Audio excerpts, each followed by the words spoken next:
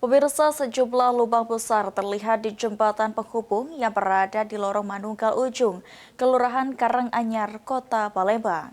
Kondisi tersebut membuat warga dan pengguna jalan merasa resah saat melintas. Seperti inilah kondisi jembatan penghubung yang berada di lorong Manunggal Ujung RT 43 Kelurahan Karanganyar, Palembang. Terpantau sejumlah jalan berlubang besar di badan jembatan membuat warga dan pengguna jalan menjadi resah. Selain berlubang, jembatan tersebut sudah mulai retak dan hancur. Ketua RW 08 Karanganyar Ali Idrus mengatakan jembatan tersebut dibangun mulai tahun 2023 lalu.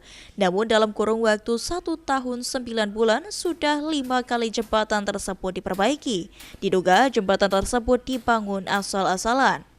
Ditambahkan Idrus, jembatan yang rusak tersebut sebaiknya bukan diperbaiki namun dibangun ulang dan harus sesuai dengan BIS.BU supaya jembatan yang telah dibangun bisa bertahan lama.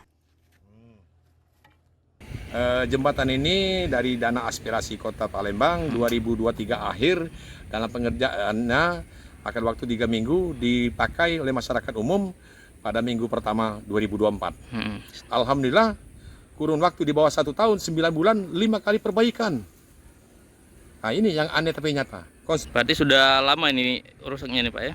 Ini sudah sudah lama, sudah dari camat sudah meriksa langsung, lurah sudah berapa kali sini. Kalau saya nih enggak hitungan 24 jam tidurnya di sini juga.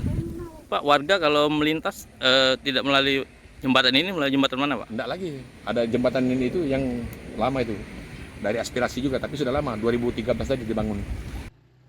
Camat dan Lurah Karanganyar sudah meninjau langsung ke lokasi jembatan yang rusak, namun untuk perbaikan masih menunggu tindakan dari pemerintah pusat. Suryadi, PAL TV.